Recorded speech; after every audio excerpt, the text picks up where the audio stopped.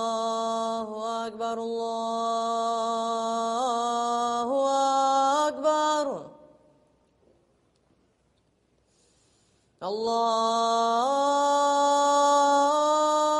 الله أكبر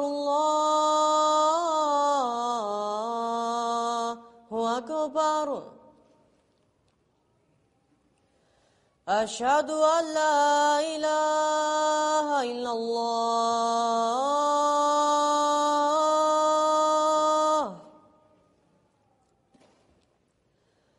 أشهد أن لا إله إلا الله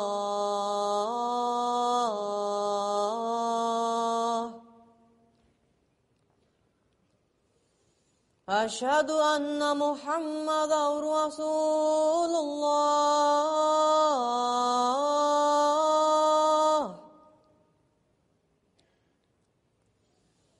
أشهد أن محمدا رسول الله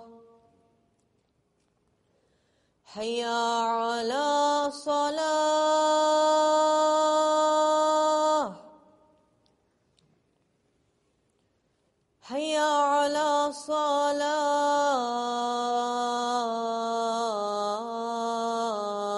الصلاة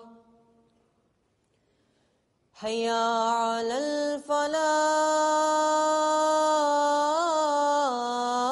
الفلاح حي على الفلاح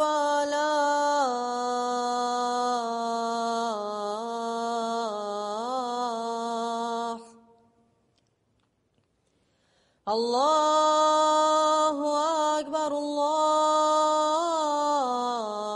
الله أكبر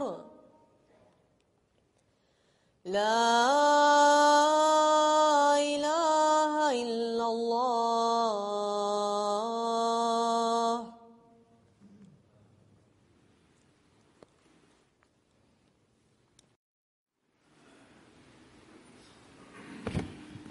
السلام عليكم ورحمة الله.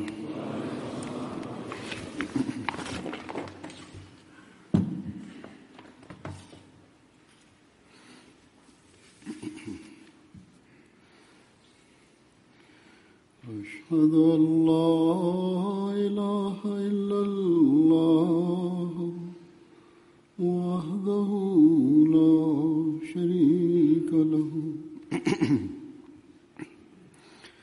وأشهد أن محمدا عبده ورسوله أما بعد فأعوذ بالله من الشيطان الرجيم بسم الله الرحمن الرحيم الحمد لله رب العالمين الرحمن الرحيم مالك يوم الدين إياك نعبد وإياك نستعين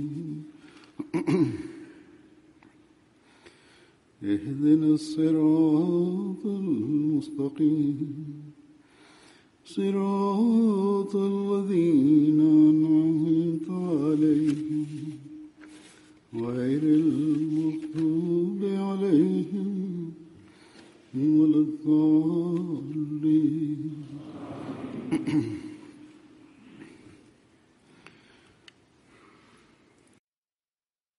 நான் ஹசரத் வாக்களிக்கப்பட்ட மஸீஹ் அலைஹிஸ்ஸலாம் அவர்களை ஏற்றுக்கொள்கின்றேன், மேலும் அன்னாரின் வாதங்களையும் ஏற்றுக்கொள்கின்றேன் என்ற அறிவிப்பு மட்டும் எந்த ஓர் ஆண் அல்லது பெண்ணையும் உண்மையான அகமதியாக ஆக்கிவிடாது. மாறாக உண்மையான அகமதி ஆகுவதற்கு ஹசரத் வாக்களிக்கப்பட்ட மஸீஹ் அலைஹிஸ்ஸலாம் அவர்கள் சில நிபந்தனைகளை வைத்துள்ளார்கள், சில பொறுப்புகளை நம்மீது சுமத்தியுள்ளார்கள், சில கடமைகளின் பக்கம் கவனமூட்டியுள்ளார்கள். அதன்படி நீங்கள் செயலாற்றினால்தான் உண்மையான பொருளில் நீங்கள் எனது ஜமாத்தை சார்ந்தவர்களாக இருப்பீர்கள் என்று அன்னார் நம்மிடம் கூறியுள்ளார்கள். எனவே அகமதி ஆகுவதற்கு வெறும் கொள்கை ரீதியிலான மாற்றங்கள் மட்டும் மனிதனுக்கு போதுமானதல்ல. இன்னும் கூறப்போனால்,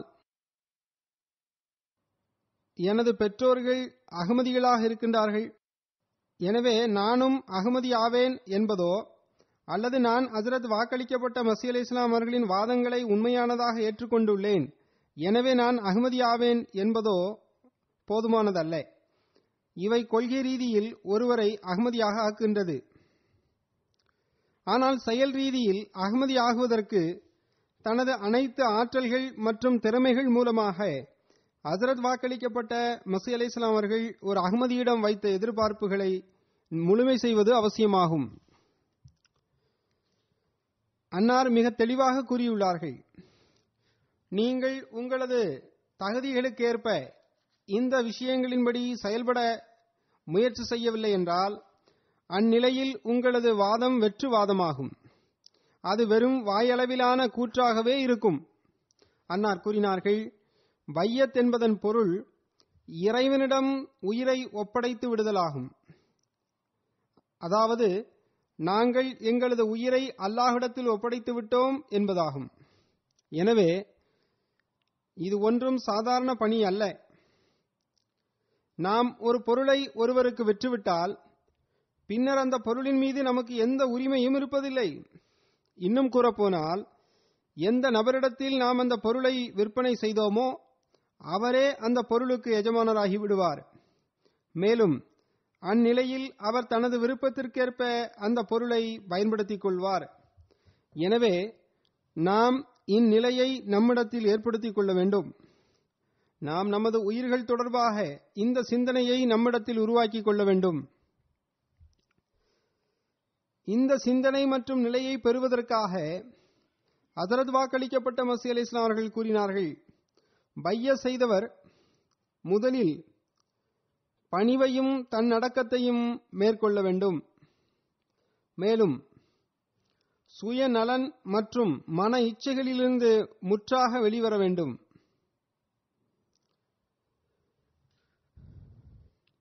சுயநலன் மற்றும் மன இச்சைகளிலிருந்து விலகிவிட வேண்டும் என்ற ஹஜ்ரத் வாக்களிக்கப்பட்ட மஸீஹ் அலைஹிஸ்ஸலாம் அவருடைய இந்த சொற்களை நீங்கள் பாருங்கள்.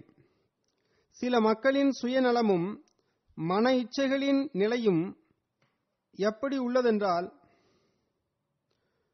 ஒரு பொறுப்பாளர் இன்னொரு பொறுப்பாளர் மீதுள்ள அதிருப்தியில் ஓரிடத்தில் நான் இருக்கின்ற நிலையிலும் பள்ளிவாசலுக்கு தொழுகைக்காக வருவதில்லை.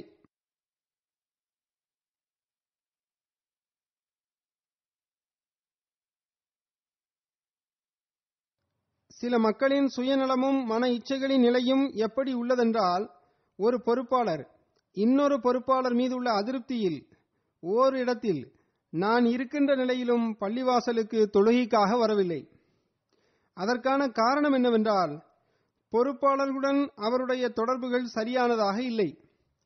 சுயநலம் மன இச்சைகள் எந்த அளவுக்கு அதிகரித்து விட்டன என்றால், ஹிலாஃபத்துடன் பையத் உடன்படிக்கைக்கான வாதம் செய்யப்படுகின்றது.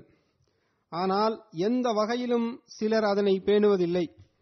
எனவே ஹஜ்ரத் வாக்களிக்கப்பட்ட மஸீஹ் அலைஹிஸ்ஸலாம் அவர்கள் கூறுகின்றார்கள், பையத் செய்துள்ளீர்கள் என்றால் பின்னர் சுயநலம் மற்றும் மன இச்சைகளிலிருந்து விலகிவிடுவது மிக அவசியமாகும். அப்போதுதான் அவர் முன்னேற்றம் அடைவதற்கு தகுதி படைத்தவர் ஆவார். ஆனால் பையத்துடன் எவர் மன இச்சைகளையும் கலந்திருப்பாரோ அவரால் ஒருபோதும் அருட்களை பெற முடியாது. வாய் வாதங்கள் இருக்கின்றன. சந்திக்கும் போது மிகவும் மரியாதையுடன் சந்திப்பார்கள்.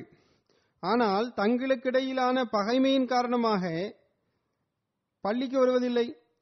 காலத்தின் கலிஃபா அங்கு வந்திருக்கின்றாரே, அவருக்கு பின்னால் நாம் தொழுவதற்கு செல்ல வேண்டுமே, நாம் பொறுப்பாளர்களுக்காகவா பள்ளிக்கு செல்கின்றோம் என்ற எண்ணமெல்லாம் அவர்களுக்கு இருப்பதில்லை. அவர்கள் சுயமே பொறுப்பாளர்களாகவும் இருக்கின்றார்கள். இப்படிப்பட்ட நிலை இருக்குமென்றால், அதுபோன்ற நிலையில் நான் அகமதியாவேன் என்ற வாதம் எவ்வித பயனும் தராது. எனவே உயிரை விற்பது என்பது என்னவென்றால், பணிவையும் தன்னடக்கத்தையும் தம்மிடம் ஏற்படுத்திக் கொள்ள வேண்டும். நான் என்ற அகந்தையை ஒழிக்க வேண்டும். மேலும் சுயநலம் மற்றும் மன இச்சைகளிலிருந்து விலகி நிற்க வேண்டும். மனிதனுக்கு சொந்தமானது என்று எதுவுமில்லை, ஒவ்வொரு விஷயமும் இறைவனுடைய கட்டளைக்கேற்பவே கிடைத்தன என்ற இந்த நிலை மனிதனிடம் ஏற்பட்டுவிட்டால் பின்னர் இறைவன் அப்படிப்பட்ட உயிர்களை வீணாக்க மாட்டான். அல்லாஹ்விடத்தில் உயிரை ஒப்படைத்து விடுகின்ற போது அல்லாஹுவும் அப்படிப்பட்ட உயிரை கருத்தில் கொள்கின்றான். மேலும் எல்லா வகையிலும் அதனை பாதுகாக்கின்றான். ஹஜ்ரத் வாக்களிக்கப்பட்ட மஸீஹ் அலைஹிஸ்ஸலாம் அவர்கள் கூறுகின்றார்கள், பைய செய்கின்ற நேரத்தில் உடன்படிக்கை ஒன்றாக இருக்கின்றது, பின்னர் செயல்களோ வேறொன்றாக இருக்கின்றன என்றால் இது எவ்வளவு பெரிய வித்தியாசம், எவ்வளவு பெரிய முரண்பாடு உங்களின் விவகாரங்களில் உள்ளன. இதனை நீங்களே பாருங்கள். நீங்கள் இறைவனிடத்தில் வித்தியாசத்தை காட்டினால் இறைவனும் உங்களிடத்தில் வித்தியாசங்களை காட்டுவான். ஹஜ்ரத் வாக்களிக்கப்பட்ட மஸீஹ் அலைஹிஸ்ஸலாம் அவர்கள் கூறினார்கள், எனவே நீங்கள் எப்பொழுதும் உங்களது ஈமானையும் செயல்களையும் ஆய்வு செய்து கொண்டே இருங்கள். உங்களது உள்ளம் இறைவனுடைய இருப்பிடமாக ஆகின்ற அளவிற்கு உங்களிடத்தில் மாற்றமும் தூய்மையும் ஏற்பட்டு விட்டதா என்று பாருங்கள். நீங்கள் இறைவனின் பாதுகாப்பின் நிழலின் கீழ் வந்து விடுங்கள். அன்னார் கூறினார்கள், நான் பலமுறை எனது ஜமாத்திற்கு கூறியுள்ளேன், நீங்கள் வெறும் பைய செய்துவிட்டோம் என்ற வாதத்தில் மட்டும் நம்பிக்கை கொண்டு விடாதீர்கள். அதனுடைய உண்மைத்துவம் வரை நீங்கள் சென்றடையாதவரை உங்களால் ரட்சிப்பை பெறவே முடியாது. சஹாபாக்கள் தங்களிடத்தில் மாறுதல்களை ஏற்படுத்திக் கொண்டது போன்று நீங்களும் தூயவர்களாக மாறிவிடுங்கள் என்று நான் மீண்டும் மீண்டும் அறிவுரை செய்கின்றேன். எனவே சஹாபாக்களை பாருங்கள், எவ்வளவு தூய மாற்றங்களை அவர்கள் தங்களிடத்தில் செய்து கொண்டனர். அவர்கள் தங்களுக்கிடையே இருந்த பல ஆண்டுகள் பகைமைகளை, இன்னும் சொல்லப்போனால் தலைமுறை தலைமுறையான பகைமைகளை அல்லாஹிற்காக மட்டும் அன்பு, நேசம் மற்றும் சகோதரத்துவத்தில் மாற்றினார்கள். சில நிமிட பகைமையின் காரணமாக பள்ளிக்கு வருவதையே அவர்கள் நிறுத்திவிடவில்லை. தங்களது உயிர்களை விற்கின்ற போது அவர்கள் உலகின் பார்வையில் அறிவினர்களாக இருந்தார்கள். ஆனால் அதன் பிறகு அறிவு படைத்த மக்கள் என்ற நிலையிலிருந்து இறை தொடர்பு கொண்ட மனிதர்களாக அவர்கள் மாறினர். இன்றிலிருந்து நம்முடையது என்று எதுவும் இல்லை, அனைத்தும் இறைவனுடையதாகும் என்ற விஷயத்தை அவர்கள் உள்ளத்தாலும் உயிராலும் ஏற்றுக்கொண்டிருந்தனர். அவர்கள் ஷிர்கிலிருந்து தௌபா செய்தபோது மறைவிலும் மறைவாக இருக்கக்கூடிய ஷிர்கிலிருந்தும் தப்பிப்பதற்கு அவர்கள் முயற்சி செய்தார்கள். மறைவான ஷிர்க் என்பது பற்றி விளக்கமளித்தவாறு ஹஜ்ரத் வாக்களிக்கப்பட்ட மஸீஹ் அலைஹிஸ்ஸலாம் அவர்கள் கூறினார்கள், ஷிர்க் என்பது சிலைகளை வணங்குவது மட்டும் அல்ல, மாறாக காரணிகளை வணங்குவதும் ஷிர்காகும். மேலும் உலகியல் பயன்களின் மீது அழுத்தம் கொடுப்பதும் ஷிர்காகும். உலகியல் பயன்கள் என்பது என்னவென்றால், அதற்காக மனிதன் மார்க்க கட்டளையும் இறைவனது கட்டளைகளையும் முதுகுக்கு பின்னால் வீசிவிடுகின்றான். ஹஜ்ரத் நபிகள் நாயகம் ஸல்லல்லாஹு அலைஹி வஸல்லம் அவர்கள் கூறினார்கள், பிறருக்கு காட்டுவதற்காக அமல் செய்வதும் மறைமுகமான ஆசைகளில் மூழ்குவதும் கூட ஷிர்காகும். ஒரு நபர் மார்க்க கட்டளைகளை புறக்கணித்துவிட்டு உலக ஆசைகளை பூர்த்தி செய்து கொள்கின்றார் என்றால் அவர் ஷிர்க் செய்கின்றார் என்றே பொருள்படும்.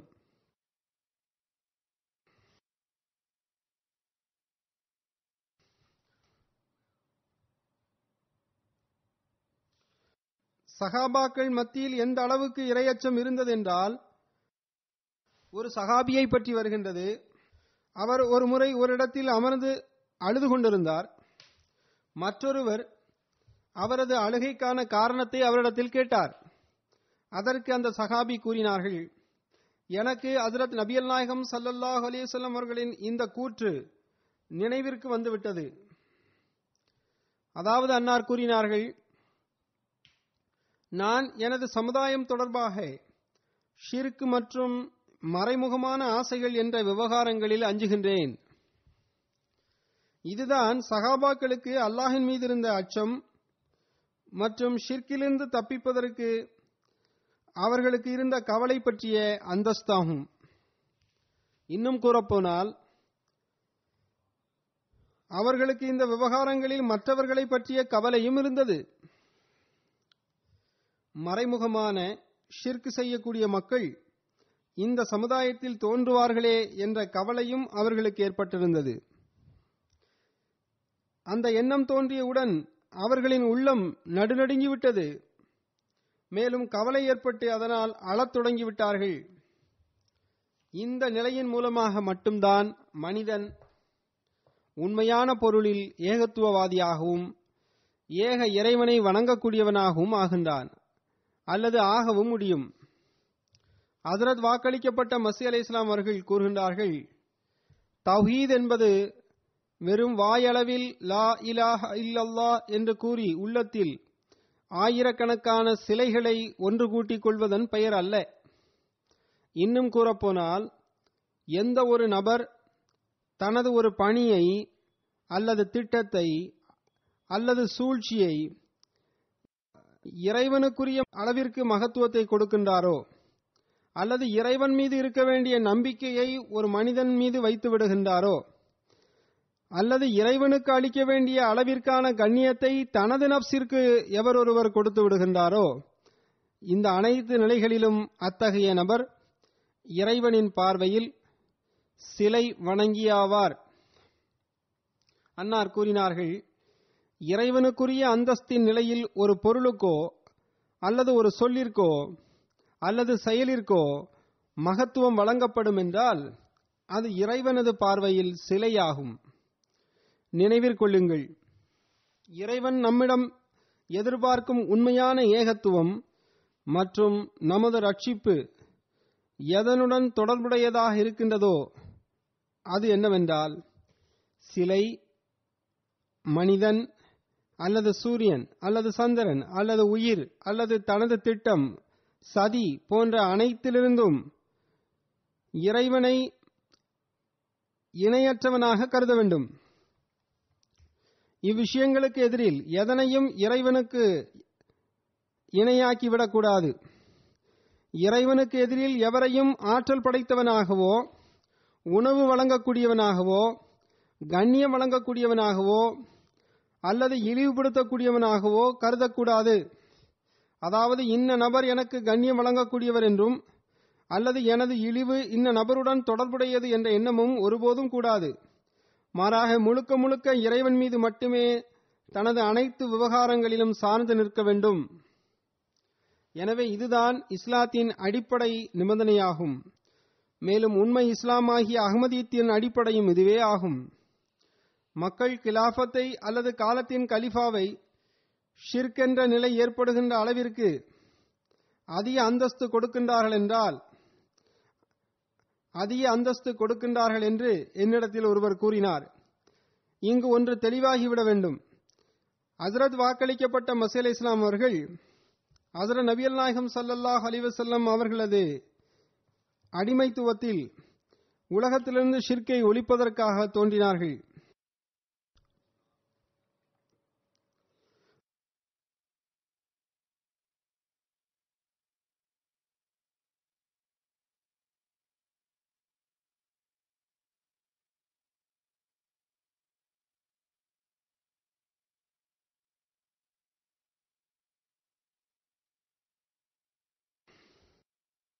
எனவே அன்னாருடைய உண்மையான கிலாஃபத் என்பது எந்த ஒரு ஷிர்க்கையும் அதிகரிப்பதோ அல்லது ஆதரிப்பதோ எவ்வகையிலும் சாத்தியமற்ற ஒன்றாகும். கிலாஃபத்தின் அடிப்படை பணி என்னவென்றால் ஷிர்க்கை ஒழிப்பதும் ஏகத்துவத்தை நிலைநாட்டுவதும் ஆகும்.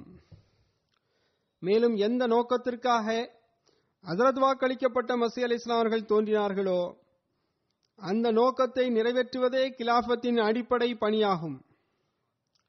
ஒருவர் காலத்தின் கலிஃபாவிற்கு மற்றொருவர் செலுத்துகின்ற மரியாதை மற்றும் கண்ணியத்தின் நடைமுறையினால் இந்த தாக்கத்தை பெற்றிருக்கின்றார் என்றால் அத்தகைய நபர் முதலில் ஒரு கருத்தை உருவாக்கிக் கொள்வதற்கு முன்பாக சிந்தித்து பார்க்க வேண்டும். நான் தப்பெண்ணம் கொள்கின்றேனா இல்லையா என்று அவர் ஆய்வு செய்து கொள்ளட்டும். அது தப்பெண்ணமாக இருக்குமென்றால் தப்பெண்ணம் கொள்பவர்கள் அதுபோன்ற தப்பெண்ணங்களிலிருந்து தவிர்ந்து கொள்ள வேண்டும். ஒருவரின் செயலால் காலத்தின் கலிஃபாவிற்கு நவுதுபில்லா இணை வைத்தல் என்ற அளவிற்கு அந்தஸ்து வழங்கப்படுகின்றது என்ற தீய தாக்கம் மக்களுக்கு ஏற்படும் என்றால் அதற்காக அந்த நபர் இஸ்திக்பார் செய்ய வேண்டும். மேலும் மிக எச்சரிக்கையாகவும் இருக்க வேண்டும். இன்ஷா அல்லாஹ் எதிர்காலத்தில் வரக்கூடிய கலிஃபாக்களும் தமது இருப்பிற்கு முக்கியத்துவம் வழங்குவதையும் விரும்பவும் மாட்டார்கள். ஆயினும் கிலாஃபத்தின் மீதான கண்ணியத்தை நிலைநாட்டுவது காலத்தின் கலிஃபாவின் பணியாகும். ஆயினும் கிலாஃபத்தின் மீதான கண்ணியத்தை நிலைநாட்டுவது காலத்தின் கலிஃபாவின் பணியாகும். அது அவரது கடமையுமாகும். அதனை அவர் செய்வார். ஏனென்றால் அல்லாஹுவின் வாக்குறுதிக்கேற்பவும் ஹஜ்ரத் நபி நாயகம் ஸல்லல்லாஹு அலைஹி வஸல்லம் அவர்களின் முன்னறிவிப்பிற்கேற்பவும் ஏகத்துவத்தின் தூது செய்தி உலகத்திற்கு பரவ வேண்டியதுள்ளது. மேலும் அந்த பணி அஹ்மதியா கிலாஃபத்தின் மூலமாகவே நடைபெற உள்ளது. உலகிலிருந்து கிலாஃபத்தின் மூலமாக ஷிர்க் என்பது ஒழிக்கப்படவும் உள்ளது. எனவே சிலருடைய பக்குவமற்ற மூளைகளில் தர்பியத்தின் குறைபாட்டின் காரணமாக இதுபோன்ற எண்ணங்கள் உருவாகின்றன என்றால் அவர் அதனை தனது மூளையிலிருந்து வெளியேற்றிவிட வேண்டும். ஏகத்துவத்தை நிலைநாட்டுவதற்கு முயற்சி செய்து மேலும் தன்னை ஏற்றுக்கொண்டவர்களின் உள்ளங்களை ஷிர்கிலிருந்து தூய்மைப்படுத்துவது போன்ற முக்கிய பணிகளுக்கு பிறகு ஹஜ்ரத் வாக்களிக்கப்பட்ட மஸீஹ் அலைஹிஸ்ஸலாம் அவர்கள் நமக்கு கவனமூட்டியுள்ள விஷயம் என்னவென்றால் பொய்யிலிருந்தும் தீய ஒழுக்கங்களிலிருந்தும் நீங்கள் விலக வேண்டும் என்பதாகும். அதற்கான பையத்தையும் அன்னார் நம்மிடம் வாங்கியுள்ளார்கள். திருக்குரானில் அல்லாஹ் கூறுகின்றான், ஃபஜ்தனிபுர் ரிஜ்ஸ மினல் அவ்சானி வஜ்தனிபு கௌலஸ்ஸூர். அதாவது சிலைகளை வணங்குகின்ற அசுத்தங்களிலிருந்தும் பொய் பேசுவதிலிருந்தும் நீங்கள் விலகிக் கொள்ளுங்கள். ஹஜ்ரத் வாக்களிக்கப்பட்ட மஸீஹ் அலைஹிஸ்ஸலாம் அவர்கள் இதற்கு விளக்கமளித்தவாறு கூறுகின்றார்கள், திருக்குரான் பொய் பேசுவதையும் ஒரு வகையான அசுத்தம் என்று கூறியுள்ளது. அசுத்தமான தூய்மையான விஷயமாக அதனை குறிப்பிடுகின்றது பொய் பேசுவதை.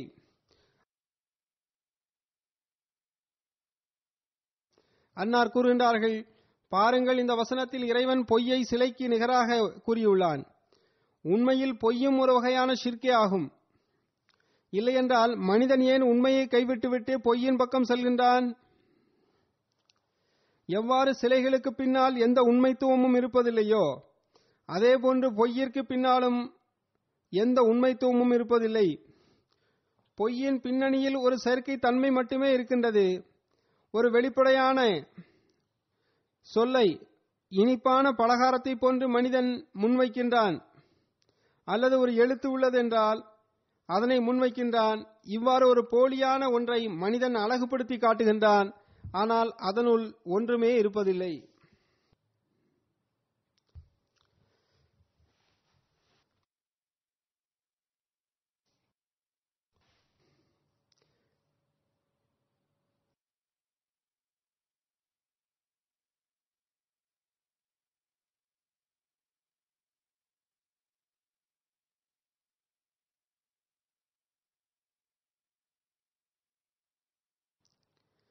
அடுத்த அன்னார் கூறினார்கள், பொய்யும் ஒரு சிலையாகும்.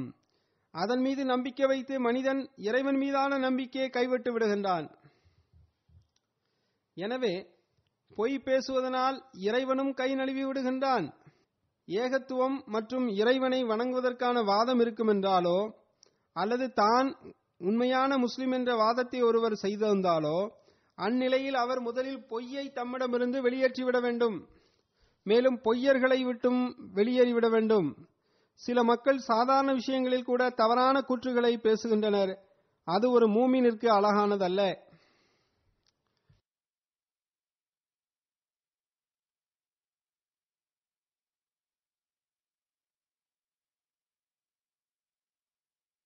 சின்ன சின்ன தவறான கூற்றுகள் பொய்யாகி விடாது என்று கருதக்கூடாது. தவறான கூற்றுகள் பொய்யே ஆகும். பொய் மனிதனை ஏகத்துவத்திலிருந்து விலக்கி கொண்டு சென்றுவிடும். மக்களுக்கிடையே ஏராளமான உள் விவகாரங்கள் உள்ளன. சண்டை சச்சரவுகள் போன்றவற்றில் மனிதன் பொய்யை பயன்படுத்தி தமக்கு சாதகமாக தீர்ப்பை பெற்றுக் கொள்கின்றான். ஹஜ்ரத் நபி ஸல்லல்லாஹு அலைஹி வஸல்லம் அவர்கள் எந்த அளவுக்கு நுட்பமாக பொய்யை குறித்து எச்சரிக்கை செய்துள்ளார்கள் என்பதை மனிதன் கவனமாக சிந்தித்து பார்த்தால் அவனது மெய் சிலிர்த்துவிடும். ஹஜ்ரத் நபிகள் நாயகம் ஸல்லல்லாஹு அலைஹி வஸல்லம் அவர்கள் கூறினார்கள், எவர் ஒருவர் ஒரு சிறு குழந்தையிடம் இங்கே வா, நான் உனக்கு ஒன்றை தருகின்றேன் என்று கூறி அக்குழந்தைக்கு அவர் எதனையும் கொடுக்கவில்லை என்றால் அவருடைய அந்த கூற்றும் கூட பொய்யிலேயே அடங்கும். ஆக நகைச்சுவையாக பேசப்படுகின்ற பொய்யும் பொய்யே ஆகும். அடுத்த அன்னார் கூறுகின்றார்கள், பொய் என்பது பாவத்தின் பக்கமும் தீமையின் பக்கமும் மனிதனை அழைத்து செல்கின்றது. தீமை மனிதனை நரகத்தின் பக்கம் கொண்டு செல்கின்றது. அன்னார் கூறினார்கள், பொய் என்பது பாவத்தின் பக்கமும் தீமையின் பக்கமும் மனிதனை அழைத்து செல்கின்றது. தீமை மனிதனை நரகத்தின் பக்கம் கொண்டு சேர்க்கின்றது. தீமை என்பதன் பொருள் என்னவென்றால்,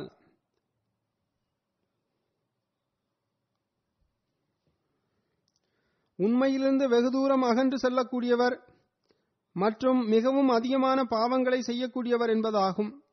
நாம் உண்மையின் உயர்தரத்தில் எந்த அளவிற்கு நிலை நிற்கின்றோம் என்பதையும் ஹஜ்ரத் நபி ஸல்லல்லாஹு அலைஹி வஸல்லம் அவர்கள் மனிதனை உண்மை என்பது சொர்க்கத்தின் பக்கம் அழைத்து செல்கின்றது என்று கூறிய தரத்திற்கேற்ப நாம் அதில் நிலை நிற்கின்றோமா என்றும் நாம் நம்மை நாமே ஆய்வு செய்து பார்க்க வேண்டும்.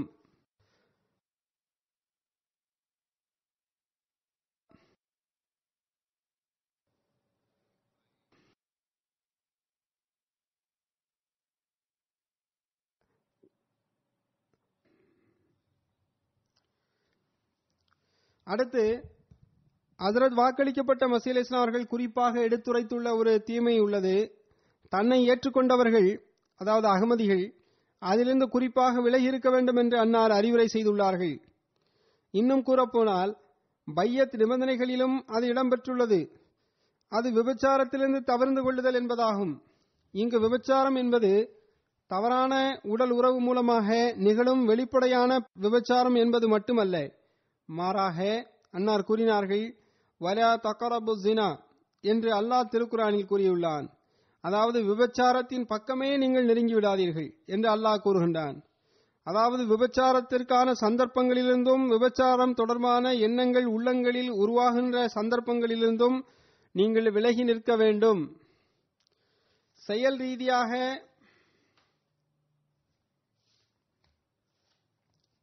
விபச்சாரம் செய்வதிலிருந்து விலகி நிற்பது மட்டும் பெரிய காரியம் அல்ல, மாறாக அதுபோன்ற எண்ணங்கள் உள்ளங்களில் உருவாகின்ற வழிகளிலிருந்தும் தவிர்த்து நிற்க வேண்டும். எந்த வழிகளினால் பாவங்களுக்கான வாய்ப்பு உள்ளதோ அதிலிருந்து விலகிக் கொள்ள வேண்டும்.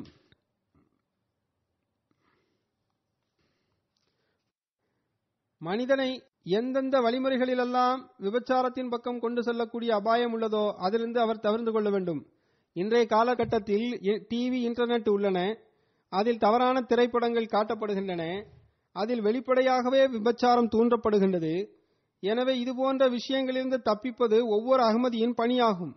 பல குடும்பங்களில் இதன் காரணமாக சண்டை சச்சரவுகள் ஏற்படுகின்றன. பல குடும்பங்கள் இதனால் பிரிந்தும் விட்டன. கணவர் வீட்டில் அமர்ந்து தவறான திரைப்படங்களை பார்த்து கொண்டிருக்கின்றார், ஆனால் அல்லது இன்டர்நெட்டில் அமர்ந்திருக்கின்றார். இதன் மூலமாக தவறான எண்ணங்கள் குடும்பத்தில் உருவாகின்றன. அதனால் பல குடும்பங்களில் சண்டைகளும் சச்சரவுகளும் ஏற்பட்டு விடுகின்றன. மேலும் குடும்பங்களும் உடைந்து விடுகின்றன, அல்லது பல குடும்பங்கள் உடைந்து விட்டன என்றும் கூறலாம். பல இளைஞர்கள் இதன் காரணமாக சீரழிந்து வருகின்றார்கள். தீய நட்பின் தாக்கங்கள் ஏற்படுகின்றன. ஏனெனில் நிர்வாணமான மற்றும் தவறான திரைப்படங்களை பார்க்கும் பழக்கம் அவர்களுக்கு உள்ளது. இந்த பெயர்தாங்கிய முன்னேற்றமடைந்த சமூகம் இதனை தனிநபர் சுதந்திரம் என்றும் நாகரீகம் என்றும் கருதுகின்றது. ஆனால் நாம் நம்மை இந்த தீமைகளிலிருந்து பாதுகாக்க வேண்டும். இவர்கள் தற்போது இதன் பாதிப்புகளை உணர்கின்றார்கள். இதனுடைய பாதிப்புகள் உள்ளன என்று ஒப்புக்கொள்கின்றார்கள். நீங்களே போனோகிராஃபி, சினிமா தொடர்பாக தகவல்களை பெற்றுக்கொண்டால் அது விபச்சாரத்தின் பக்கம் அழைத்து செல்லும் என்பது உங்களுக்கு தெரிய வரும். அது குடும்ப தீவிரவாதத்தின் பக்கம் உங்களை அழைத்து செல்லலாம்.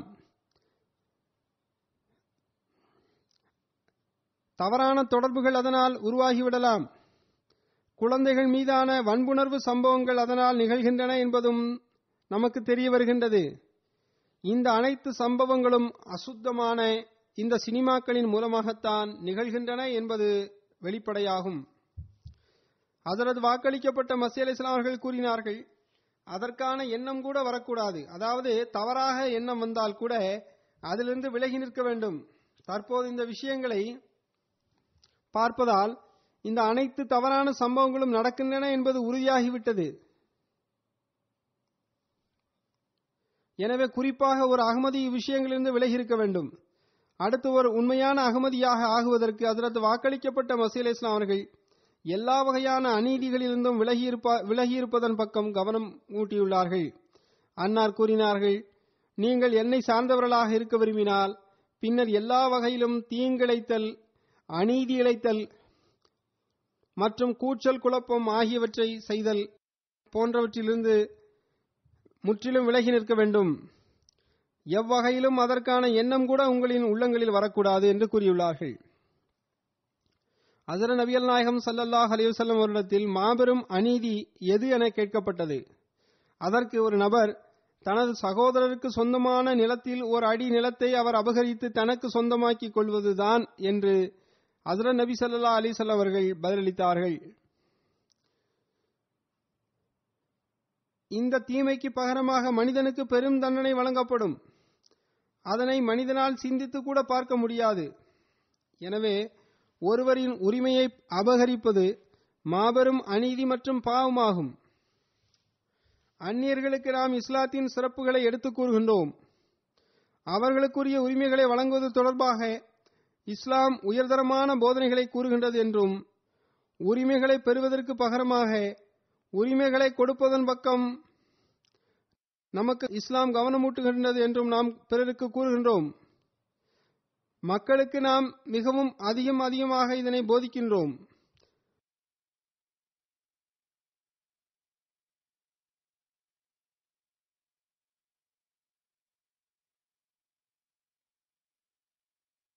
நமது செயல்கள் இதற்கு மாற்றமாக இருக்குமென்றால் நாம் பாவம் செய்பவர்களாகவும் மேலும் பொய் சொல்பவர்களாகவும் இருப்போம்.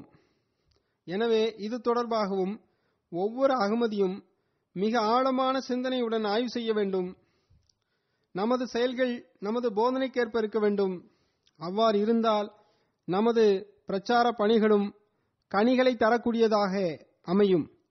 நம்மை பற்றிய நல்ல தாக்கமும் மக்களுக்கு ஏற்படும். ஹஜ்ரத் வாக்களிக்கப்பட்ட மஸீஹ் அலைஹிஸ்ஸலாம் அவர்கள் என்ன தரத்தை நமக்கு நிர்ணயித்துள்ளார்கள் என்றால் அது ஏற்கனவே கூறப்பட்டு விட்டது.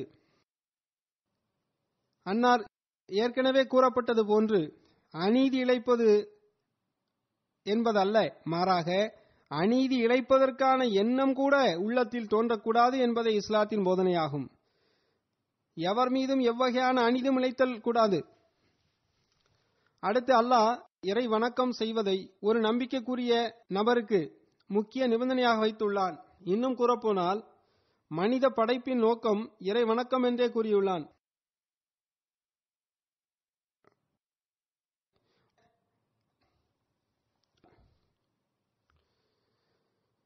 ஹஜ்ரத் வாக்களிக்கப்பட்ட மஸீஹ் அலைஹிஸ்ஸலாம் அவர்கள் கூறினார்கள், எனது ஜமாத்தை சார்ந்தவர்களாக தங்களை கருதி கொள்ளும் மக்களே, நீங்கள் உண்மையிலேயே இறை அச்சத்தின் வழிகளில் காலெடுத்து வைக்கும் போதுதான் வானத்தில் மிகவும் எனது ஜமாத்தை சார்ந்தவர்களாக கருதப்படுவீர்கள். எனவே நீங்கள் உங்களது 5 நேர தொழுகைகளை இறைவனை பார்ப்பது போன்று பயபக்தியுடன் தொழுது வாருங்கள். மேலும் அன்னார் கூறினார்கள், தொழுகை ஒவ்வொரு முஸ்லிமின் மீதும் கடமையாகும். ஹதீஸில் வந்துள்ளது, ஹஜ்ரத் நபிகள் நாயகம் ஸல்லல்லாஹு அலைஹி வஸல்லம் அவரிடத்தில் வந்து ஒரு சமுதாயம் இஸ்லாத்தை ஏற்றுக்கொண்டது.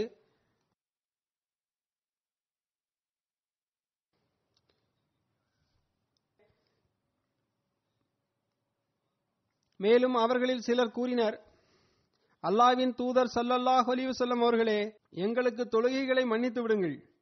ஏனென்றால் நாங்கள் வியாபாரிகளாக இருக்கின்றோம். 5 நேர தொழுகைகளை தொழுவது மிக கடினமான பணிகளாகும்.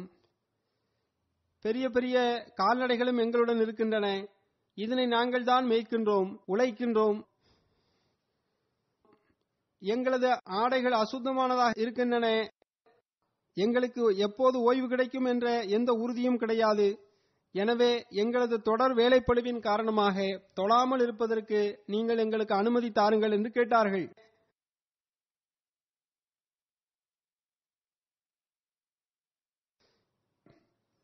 அதற்கு ஹஜ்ரத் நபிகள் நாயகம் ஸல்லல்லாஹு அலைஹி வஸல்லம் அவர்கள் கூறினார்கள், பாருங்கள், தொழுகை இல்லை என்றால் வேறு என்னதான் உள்ளது?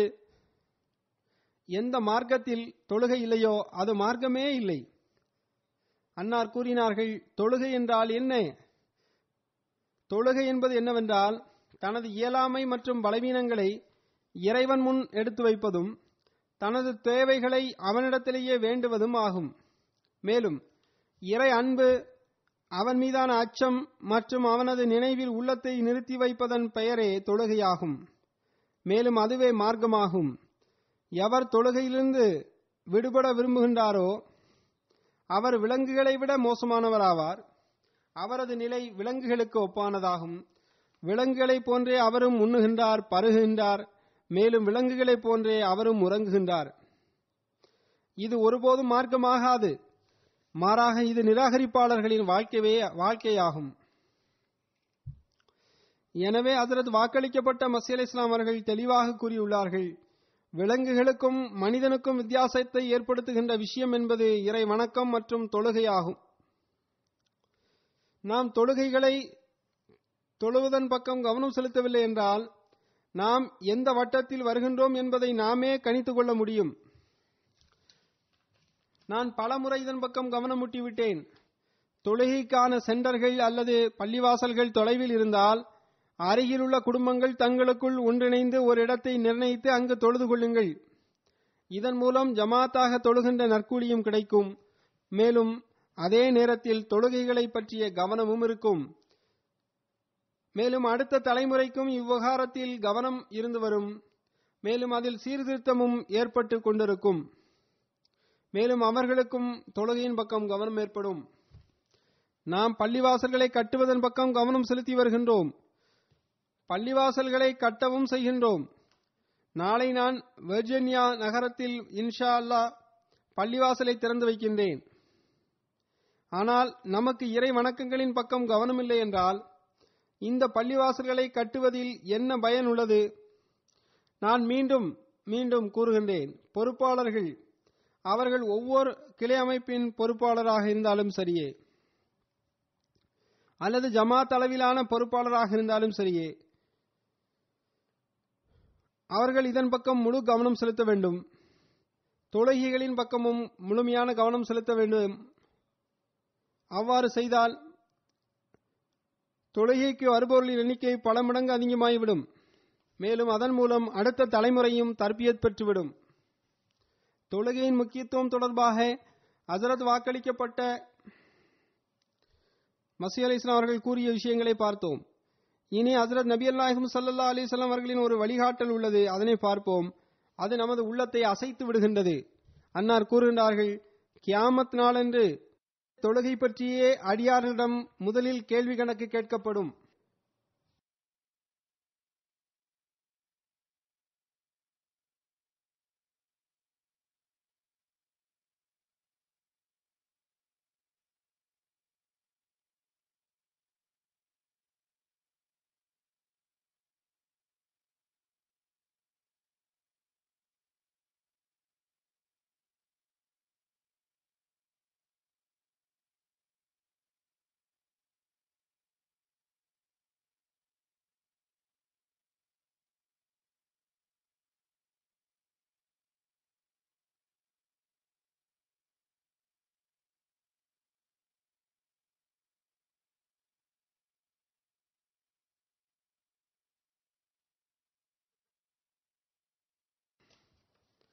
இந்த கணக்கு சரியானதாக இருந்தால் அவர் வெற்றி பெற்று விடுவார். மேலும் ரட்சிப்பை பெற்றவராக அவர் இருப்பார். ஒருவேளை இது தவறாக இருந்தால் அவர் தோற்று விடுவார், மேலும் நஷ்டத்தில் இருப்பார். எனவே இது சாதாரண விவகாரம் அல்ல. தொழுகையில் என்ன கவனம் இருக்க வேண்டுமோ அதற்குரிய அளவில் அதற்கான உரிமையை செலுத்துவதும் சாதாரண காரியம் அல்ல. அல்லாஹ் ஒவ்வொரு அஹ்மதிக்கும் அதற்கான உரிமையை செலுத்துகின்ற நற்பாக்கியத்தை வழங்குவானாக. உரிமை என்பது வெறும் கடமையான தொழுகைகளை நிறைவேற்றுவதனால் முழுமையடைந்து விடாது.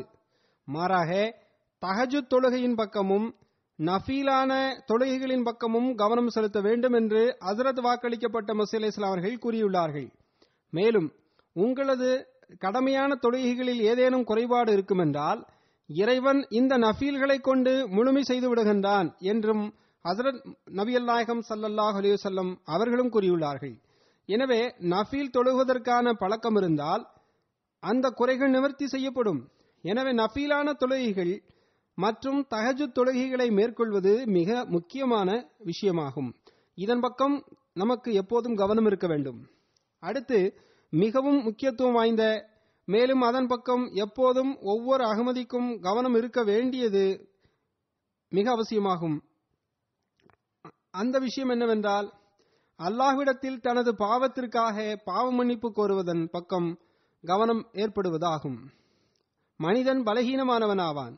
சில முறை தவறுகளிலிருந்து தப்பிப்பதற்கு முயற்சிகள் செய்யப்பட்ட போதிலும் தவறுகள் ஏற்பட்டு விடுகின்றன. அல்லாஹ் என்பவன் தனது அடியார்களின் தவறுகளை மட்டும் பிடிப்பவனோ அல்லது தண்டனை அளிப்பவனோ அல்லது அதன் மீது மட்டுமே பார்வை வைத்திருப்பவனோ அல்லன். மாறாக அல்லாஹ் மனிதனின் தவறுகளை மன்னிக்கவும் செய்கின்றான். மேலும் எதிர்காலத்தில் அந்த தவறுகளிலிருந்து தப்பிப்பதற்குரிய வழிகளையும் நமக்கு கற்றுத் தந்துள்ளான். அது என்னவென்றால் அது இஸ்திக்ஃபார் ஆகும். ஹஜ்ரத் நபிகள் நாயகம் ஸல்லல்லாஹு அலைஹி வஸல்லம் அவர்கள் கூறினார்கள், மக்கள் பாவ மன்னிப்பு கோருகின்ற நிலையில் அல்லாஹ் மக்களுக்கு தண்டனை வழங்க மாட்டான். சில மக்களே பாவ மன்னிப்பு வேண்டிக் கொண்டிருக்கின்றார்கள் என்று வைத்துக் கொண்டால் அவர்கள் மூலமாக ஏராளமானவர்களின் தண்டனையை அல்லாஹ் மன்னித்து விடுகின்றான். அத்தகைய மக்களின் மூலமாக மற்றவர்களும் பாதுகாக்கப்படுகின்றனர்.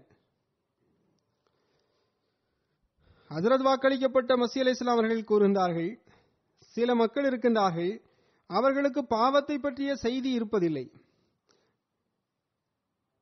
பாவ மன்னிப்பு கோருவதற்கான எந்த ஏற்பாட்டையும் அவர்கள் செய்வதும் இல்லை.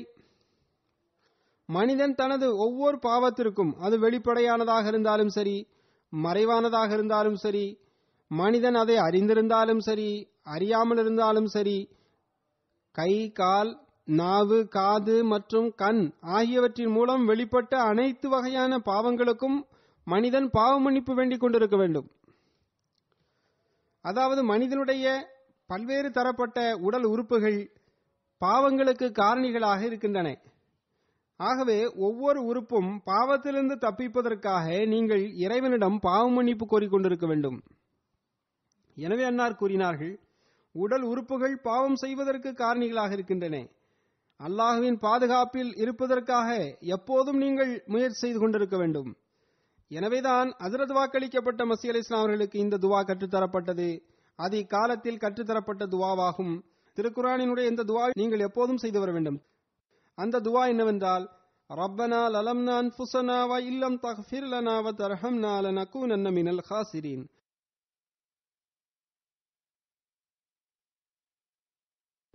அதாவது, எங்கள் இறைவா, நாங்கள் எங்களுக்கே அநீதி இழைத்துக் கொண்டோம். நீ எங்களை மன்னித்து எங்களுக்கு கருணை காட்டாவிடில் நாங்கள் நஷ்டமடைந்தவர்களை சார்ந்தவர்களாகி விடுவோம். ஹஜ்ரத் வாக்களிக்கப்பட்ட மஸீஹ் அலைஹிஸ்ஸலாம் அவர்கள் கூறுகின்றார்கள், இறைவனிடத்தில் நீங்கள் ஆற்றலை வேண்டும் போது, அதாவது நீங்கள் இஸ்திக்ஃபார் செய்கின்ற போது, இறைவன் பரிசுத்த ஆவியின் மூலமாக பலவீனங்களை அகற்றி விடுகின்றான்.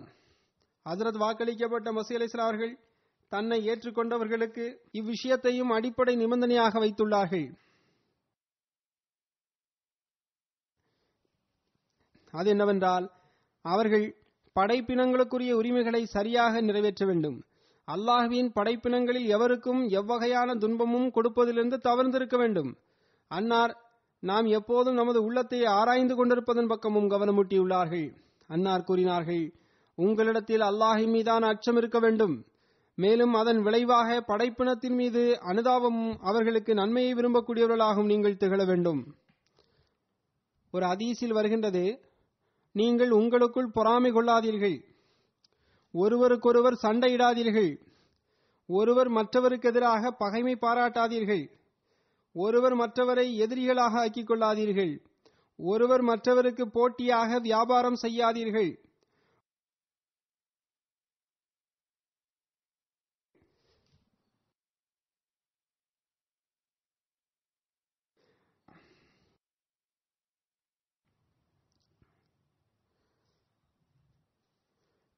ஒரு முஸ்லிம் தனது சகோதரர் மீது அநீதி இழைப்பதில்லை.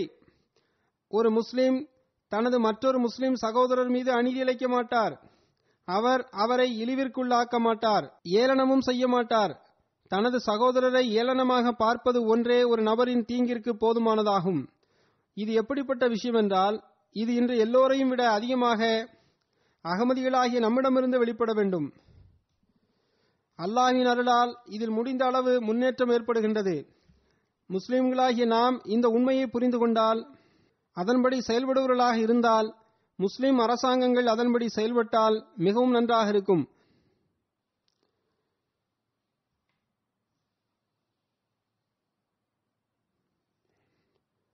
இன்று முஸ்லிம்கள் மீதே அநீதி இழைத்து அவர்களின் உயிரையும் உடமையும் அழித்து விடுகின்றனர். ஆயிரக்கணக்கான மற்றும் லட்சக்கணக்கான பிள்ளைகள் அனாதைகளாகி வருகின்றனர். லட்சக்கணக்கான பெண்கள் விதவிகளாகி வருகின்றனர். அடுத்து தற்பெருமை என்பது ஒரு மாபெரும் தீமையாகும். அதிலிருந்து விலகி இருப்பதற்கு திருக்குர்ஆன் நமக்கு அறிவுரை செய்கின்றது. அதில் நபிகள் நாயகம் ஸல்லல்லாஹு அலைஹி வஸல்லம் அவர்களும் இதன் பக்கம் கவனம் ஊட்டியுள்ளார்கள். அன்னார் கூறினார்கள், எவரது உள்ளத்தில் கடுகளவு ஆணவம் இருக்குமோ அவர் ஒருபோதும் சொர்க்கத்தில் நுழைய முடியாது. ஹஜ்ரத் வாக்களிக்கப்பட்ட மஸீஹ் இஸ்லாம் அவர்கள் கூறுகின்றார்கள், மனிதன் எவ்வகையிலும் ஆணவமும் அகந்தையும் கொள்ளக்கூடாது. அறிவார்ந்த ரீதியிலும் சரி, குடும்ப ரீதியிலும் சரி. அடுத்த அன்னார் கூறுகின்றார்கள், நீங்கள் ஆணவத்திலிருந்து விலகுங்கள் என்று எனது ஜமாத்திற்கு நான் அறிவுரை செய்கின்றேன். ஏனென்றால் நாம் ஆணவம் கொள்வது கம்பீரமும் வல்லமையும் கொண்ட இறைவனது பார்வையில் வெறுக்கத்தக்க ஒன்றாக உள்ளது. ஹஜ்ரத் நபிகள் நாயகம் ஸல்லல்லாஹு அலைஹி வஸல்லம் அவர்கள் ஹஜ்ஜத்துல் விதா சந்தர்ப்பத்தில் கூறினார்கள், மனித சமுதாயங்களை சார்ந்த நீங்கள் எந்த ஒரு சமுதாயத்தையும் சார்ந்திருக்கலாம். ஆனால் மனிதன் என்ற ரீதியில் உங்களுக்கு ஒரு அந்தஸ்து உள்ளது. மனிதர்கள் அனைவரும் சமமானவர்களே.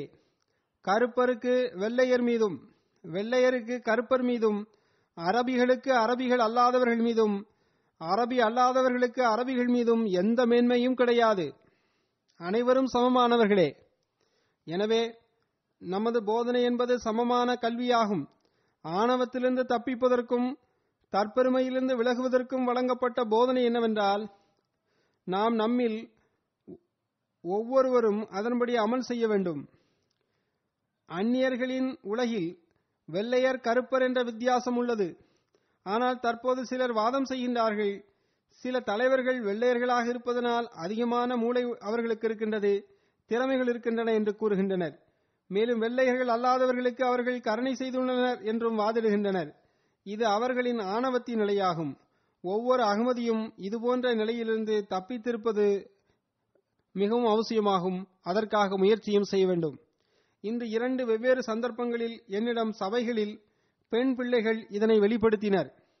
அமெரிக்காவின் ஜமாத்துகளில் சில வகையான இன வித்தியாசம் காணப்படுகின்றது என்று என்னிடம் சொல்லப்பட்டது.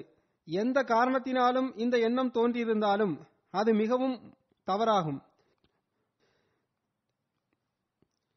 இந்த கேள்வி ஏன் எழுகின்றது என்பதை லெஜ்னா அமைப்பும், ஹுதா மற்றும் அன்சார் அமைப்பும், மேலும் ஜமாத்தின் தர்பியத் அமைப்பும் இதனை ஆய்வு செய்ய வேண்டும்.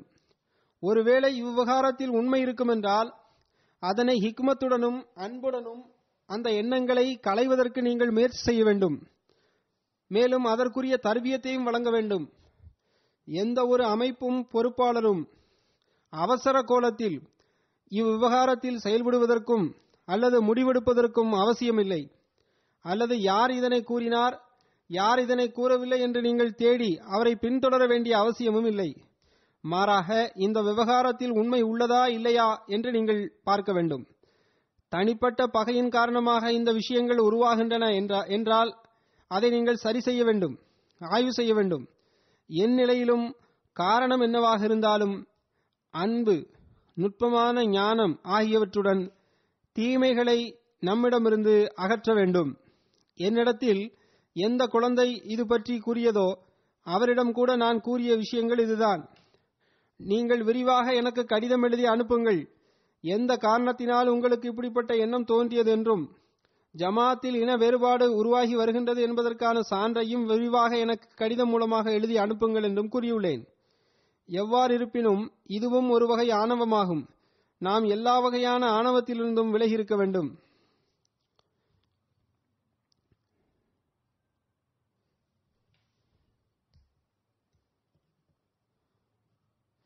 ஹசரத் வாக்களிக்கப்பட்ட மசீஹ் அலைஹிஸ்ஸலாம் அவர்கள் கவனமூட்டிய விஷயங்களில் ஒரு விஷயம் என்னவென்றால், அது தொடர்பாக அல்லாஹும் கூறியுள்ளான். ஹசரத் நபிகள் நாயகம் ஸல்லல்லாஹு அலைஹி வஸல்லம் அவர்களும் வழிகாட்டியுள்ளார்கள். அல்லாஹ்வின் அருளால் முழு உலகத்திலும் ஜமாத்துகள் பொருள் தியாகத்தில் முன்னேறி வருகின்றன. அசாதாரண மற்றும் தற்காலிக பொருள் தியாகங்களில் அமெரிக்காவில் உள்ள அஹ்மதியா ஜமாத்தும் முழுமையாக பங்கு பெறுவதற்கு முயற்சிகள் செய்கின்றன. ஆனால் பொதுவாக ஒரு பொருளாதார அமைப்பு உள்ளது. சந்தா வசூல் செய்வது போன்ற விவகாரங்கள் எல்லாம் இருக்கின்றன. இங்கும் கூட நமது பார்வைக்கு வருகின்ற புள்ளி விவரங்களை பார்க்கின்ற போது அதில் குறைபாடு உள்ளது தெரிய வருகின்றது. இதன் பக்கம் கவனம் செலுத்துவது அவசியமாகும். ஒரு ஏழை நபர் ஒருவர் தனது நிர்பந்தத்தை எடுத்து வைத்து சந்தா வழங்குவதில் சலுகைகளை பெறுவதற்கும் அல்லது அளவீட்டை குறைத்துக் கொள்வதற்கும் அவருக்கு அனுமதி இருக்கின்றது. ஆனால் நல்ல வருமானமுடைய மக்கள் இருக்கின்றார்கள். அவர்கள் தங்களை தாங்களே ஆய்வு செய்ய வேண்டும். தமது வருமானத்திற்கேற்ப சந்தா கொடுக்கின்றார்களா இல்லையா என்று அவர்கள் பார்க்க வேண்டும். எவ்வாறு வரி செலுத்துவதிலிருந்து தப்பிப்பதற்கு பல மாற்றங்கள் செய்து கொள்கின்றார்களோ அதுபோன்று சந்தா விவகாரத்திலும் நடந்து கொள்ளக்கூடாது. மாறாக வருமானத்தை பார்க்க வேண்டும்.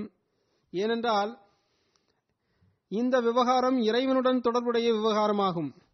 ஜமாத்தின் பொருளாளர் அல்லது ஜமாத் அமைப்பு யாருடைய வருமானம் எவ்வளவு என்றோ அல்லது எவ்வளவு அவர் சந்தா கொடுக்கின்றார் என்றோ அறிந்திருப்பதில்லை. ஆனால் அல்லாஹ்விற்கு அனைத்தும் தெரியும். அவன் உள்ளங்களின் நிலைகளை நன்கு அறிகின்றான். சரியான அளவீட்டின் அடிப்படையில் மக்கள் சந்தா கொடுக்க தொடங்கிவிட்டால் பின்னர் பள்ளிவாசல்கள் கட்டுவதற்கும் ஜமாத்தின் ஏனைய பணிகளுக்காகவும் தனியாக வசூல் செய்வதற்கு மிக குறைவான சந்தர்ப்பமே ஏற்படும் என்பது எனது கருத்தாகும். எனவே இந்த அடிப்படையில் நீங்கள் உங்களையே ஆய்வு செய்து பாருங்கள். உங்களது சந்தா பட்ஜெட்டை மீண்டும் நீங்கள் ஆய்வு செய்து சந்தாக்களை சரி செய்துங்கள். எவர்கள் குறைவாக வாக்குறுதி வழங்கியுள்ளார்களோ அவர்கள் அதனை சரி செய்து கொள்ளுங்கள். நான் பல்வேறு நாடுகளில் புதிய அகமதிகளின் சம்பவங்களை எடுத்து கூறி வருகின்றேன்.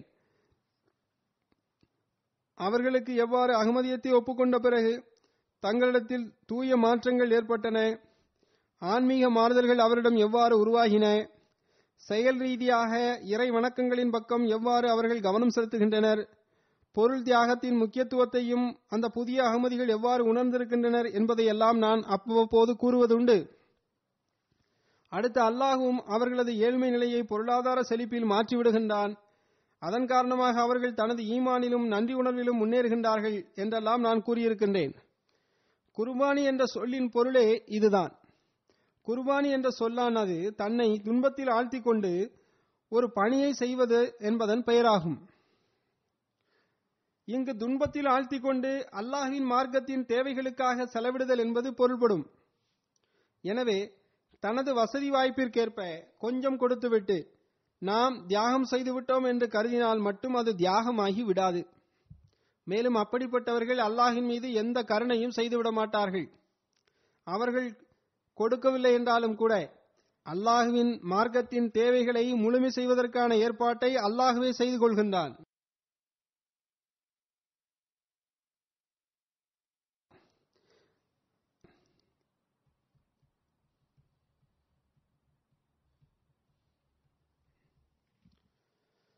செய்து கொண்டும் இருக்கின்றான், செய்து கொண்டும் இருப்பான் இன்ஷா அல்லாஹ். எனவே நான் எவர்கள் செல்வ செழிப்பு நிலையிலும் கூட தனது வருமானத்திற்கேற்ப சந்தா கொடுப்பதில்லையோ அவர்களுக்கு நான் கவனமூட்ட விரும்புகின்றேன். நீங்கள் அல்லாஹ்வின் அருட்களுக்கு வாரிசாகிவிடுங்கள். இன்று நான் கடைசியாக கவனமூட்ட விரும்புகின்ற விஷயம் கட்டுப்படுதலாகும். திருக்குரானின் எண்ணற்ற இடங்களில் அல்லாஹ்விற்கும் அவனது தூதருக்கும் கட்டுப்படுவதற்கான கட்டளை வந்துள்ளது. பின்னர் ஆட்சியாளர்களுக்கு கட்டுப்படுவதற்கும் கட்டளை உள்ளது. அடுத்து ஹஜ்ரத் வாக்களிக்கப்பட்ட மஸீஹ் அலைஹிஸ்ஸலாம் அவர்களும் தமது பையத் நிபந்தனைகளில் ஒரு நிபந்தனையாக கட்டுப்படுதல் என்ற நிபந்தனையை வைத்துள்ளார்கள். நல்ல விஷயங்களில் கட்டுப்படுவேன் என்ற உடன்படிக்கையில் மரணம் வரை நிலைத்து நிற்போம் என்பது அந்த நிபந்தனையாகும். நமது உறுதிமொழிகளில், குறிப்பாக கிளை அமைப்புகளின் உறுதிமொழிகளில் இந்த சொற்கள் இடம்பெற்றுள்ளன. அதாவது, காலத்தின் கலீஃபா என்ன நல்ல தீர்மானங்கள் எடுக்கின்றார்களோ அதற்கு கட்டுப்படுவதை நான் அவசியமாக கருதுவேன் என்பதாகும் அந்த உறுதிமொழி. சில கோணல் புத்தியுள்ள மனிதர்கள் அல்லது நயவஞ்சக சிந்தனை கொண்ட மக்கள் இவ்வாறும் கூறுகின்றனர். அதாவது, நல்ல தீர்மானங்களில் கட்டுப்பட வேண்டும் என்றே உள்ளது. காலத்தின் கலிஃபாவின் சில தீர்மானங்கள் நல்ல தீர்மானங்களாக இருப்பதில்லை என்று அவர்கள் கூறுகின்றனர். அவர்களின் பார்வையில் அவை நல்ல தீர்மானங்களாக இருப்பதில்லை. இதுபோன்ற விளக்கங்களை கொடுக்கக்கூடிய மக்கள் உலகத்தின் பல்வேறு பகுதிகளில் இருக்கின்றனர். ஒருவர் இருவராக கூட அவர்கள் இருக்கலாம். நிச்சயமாக லட்சத்தில் ஒருவர் கூட அப்படிப்பட்டவர் இருக்கலாம். ஆனால் எப்படி இருப்பினும் இதுபோன்ற சிந்தனை முற்றிலும் நிராகரிக்கப்பட வேண்டிய சிந்தனையாகும். ஏனென்றால் இந்த சிந்தனை இளம் தலைமுறையின் உள்ளங்களில் நஞ்சை கலந்து விடுகின்றது. இவ்வாறு ஒருவர் சுயமாக நல்ல தீர்மானத்திற்கான விளக்கத்தை கொடுக்க தொடங்கிவிட்டால் பின்னர் ஜமாத் அமைப்பின் ஒற்றுமை நிலைபெற முடியாது. மேலும் எது நல்ல தீர்மானம், எது நல்ல தீர்மானம் இல்லை என்ற விவாதமும் தொடங்கிவிடும். ஹஜ்ரத் முதலாவது கலிஃபத்துல் மஸீஹ் ரலியல்லாஹு அன்ஹு அவர்கள் ஒரு இடத்தில் இதற்கு விளக்கமளித்தவாறு கூறுகின்றார்கள். கட்டுப்படுதல் மற்றும் நல்ல தீர்மானங்களை புரிவதில் அவர்களுக்கு மற்றுமொரு தவறு ஏற்பட்டிருக்கின்றது. நாங்கள் எதனை நல்ல தீர்மானமாக கருத மாட்டோமோ அதற்கு நாங்கள் கட்டுப்பட மாட்டோம் என்று அவர்கள் அதற்கு பொருள் கொடுக்கின்றனர். ஹஜ்ரத் நபிகள் நாயகம் ஸல்லல்லாஹு அலைஹி வஸல்லம் அவர்களுக்கும் இந்த சொல் பயன்படுத்தப்பட்டுள்ளது.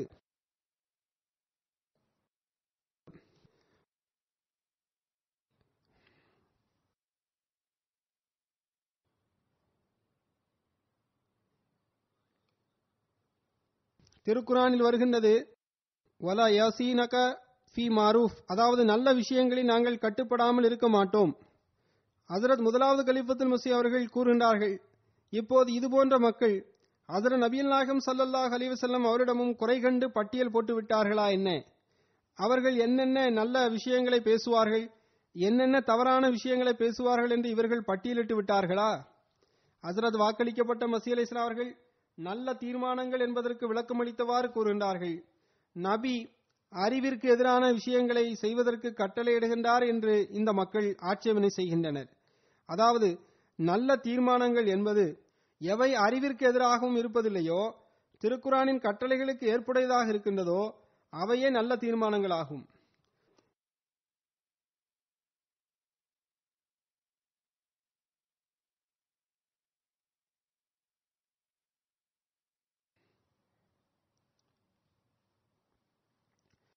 மேலும் ஒரு ஹதீஸில் ஒரு சம்பவம் வருகின்றது.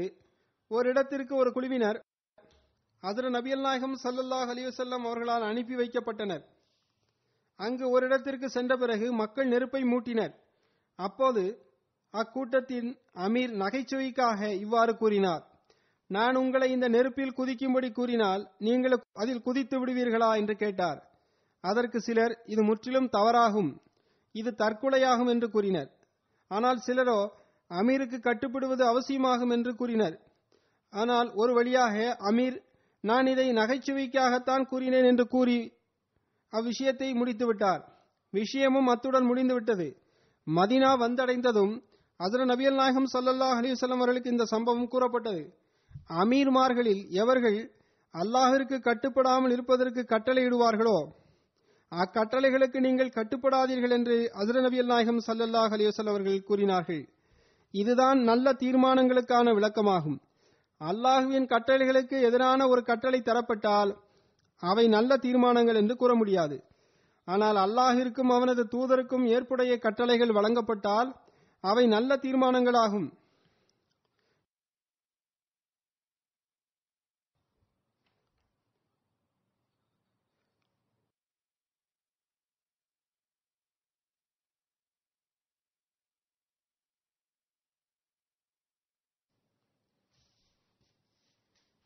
எனவே நல்ல தீர்மானங்களுக்கு கட்டுப்படுதல் என்ற உடன்படிக்கையை பேணுதல் அவசியமாகும் என்பது தெளிவாகிவிட வேண்டும்.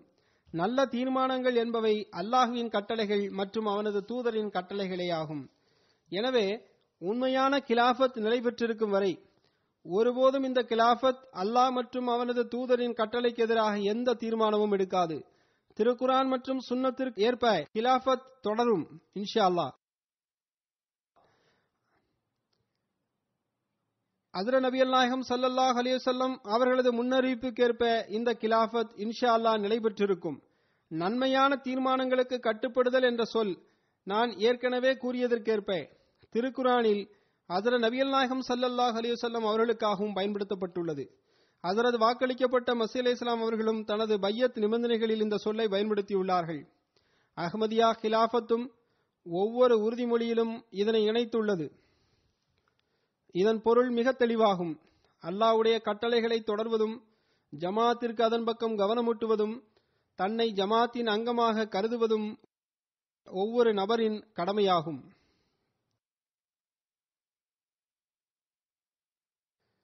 அல்லாஹுவின் கட்டளைகளை செயல்படுத்துவதும் ஜமாத்திற்கு அதன் பக்கம் கவனமூட்டுவதும் கிலாஃபத்தின் கடமையாகும்.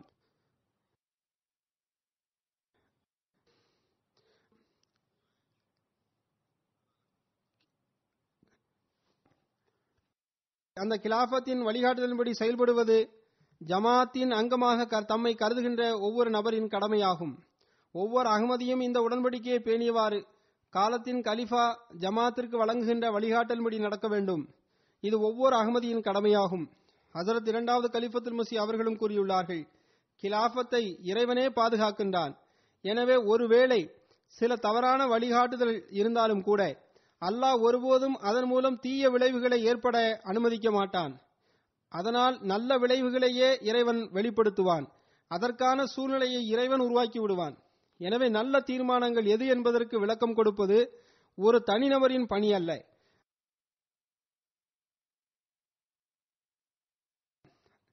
நல்ல தீர்மானங்கள் என்பது திருக்குரானிற்கும் சுன்னத்திற்கும் ஏற்புடையதாகும். மேலும் ஹதீஸிற்கும் ஏற்புடைய தீர்மானங்களாகும். மேலும் இக்காலத்தில் தோன்றியுள்ள நீதி நெறி தீர்ப்பவரின் கட்டளைகளுக்கு ஏற்புடையதாகும். இந்த ஒரே ஒரு வழிமுறையின் மூலமாகத்தான் ஜமாத்தில் ஒருமைப்பாடு நிலை பெற்றிருக்க முடியும். மேலும் இந்த நோக்கத்திற்காகத்தான், அதாவது ஒற்றுமையை ஏற்படுத்துவதற்கும் களப்பற்ற தன்மை கொண்ட கட்டுப்படக்கூடிய ஒரு ஜமாத்தை உருவாக்க வேண்டும் என்பதுதான் ஹஜ்ரத் வாக்களிக்கப்பட்ட மஸீஹ் அலைஹிஸ்ஸலாம் அவர்களின் வருகையின் நோக்கமுமாகும். ஹஜ்ரத் வாக்களிக்கப்பட்ட மஸீஹ் அலைஹிஸ்ஸலாம் அவர்கள் எண்ணிக்கையை அதிகரிப்பது எனது நோக்கம் அல்ல என்று தெளிவாக கூறிவிட்டார்கள். என் ஜமாத்தில் இணைந்து எனக்கு கட்டுப்படுவதை அறியாத மக்களின் எண்ணிக்கையை அதிகரிப்பது எனது நோக்கம் அல்ல. ஹஜ்ரத் வாக்களிக்கப்பட்ட மஸீஹ் அலைஹிஸ்ஸலாம் அவர்கள் கூறினார்கள், எனது ஜமாத்தில் இணைந்து எனது பையத்தின் வரக்கூடியவர்கள் சீர்திருந்தவில்லை என்றால், அல்லாஹ் மற்றும் அவனது தூதரின் போதனைகளுக்கேற்ப தனது வாழ்க்கையை கழிக்கவில்லை என்றால் அந்த நபரின் பையத் பயனற்றதாகும். எனவே நாம் இந்த உண்மைத்துவத்தை புரிந்து அதன்படி செயல்பட முயற்சி செய்யும் போதுதான் நாம் அகமதியானது நமக்கு பயன் தரும். மேலும் அதற்காக நமது அனைத்து ஆற்றல்களுடனும் நாம் முயற்சி செய்வது அவசியமாகும். ஹஜ்ரத் வாக்களிக்கப்பட்ட மஸீஹ் அலைஹிஸ்ஸலாம் அவர்கள் கூறுகின்றார்கள், கட்டுப்படுதல் என்பது ஒன்றும் சிறிய காரியம் அல்ல, அது எளிய காரியமும் அல்ல, அது ஒரு வகையான மரணமாகும். எந்த நபர் முழுமையாக கட்டுப்படுவதில்லையோ அவர் இந்த ஜமாத்தை அவப்பெயருக்கு ஆளாக்குகின்றார். ஹஜ்ரத் வாக்களிக்கப்பட்ட மஸீஹ் அலைஹிஸ்ஸலாம் அவர்கள் கூறுகின்றார்கள், நான் பலமுறை ஜமாத்திற்கு அறிவுரை கூறியுள்ளேன். நீங்கள் வெறும் பெயரளவிலான பையத்தின் மீது மட்டும் நம்பிக்கை கொள்ளாதீர்கள். அதன் உண்மைத்துவம் வரை நீங்கள் சென்றடையாத வரை நீங்கள் ரட்சிப்பை பெற முடியாது. அல்லாஹ் நம் அனைவருக்கும் இஸ்லாத்தின் உண்மையை புரிந்து அதன்படி அமல் செய்வதற்கான நற்பாக்கியத்தை வழங்குவானாக. மேலும் ஹஜ்ரத் வாக்களிக்கப்பட்ட மஸீஹ் அலைஹிஸ்ஸலாம் அவரிடம் செய்த பையத்தின் உரிமைகளை நிறைவேற்றக்கூடியவர்களாக நாம் திகழ்வோமாக. மேலும் கிலாஃபத்துடன் எப்போதும் முழுமையாக கட்டுப்பட்டவர்களாக, கிலாஃபத்துடன் தொடர்புடைய மக்களாக நாம் இருப்போமாக. காலத்தின் கலிஃபாவின் அனைத்து தீர்மானங்களுக்கும் உண்மையான உள்ளத்துடன் முழுமையான கட்டுப்படுதலுடன் செயல்படக்கூடியவர்களாக நாம் இருப்போமாக. அல்லாஹ் நம் அனைவருக்கும் அதற்குரிய நற்பாக்கியத்தை வழங்குவானாக.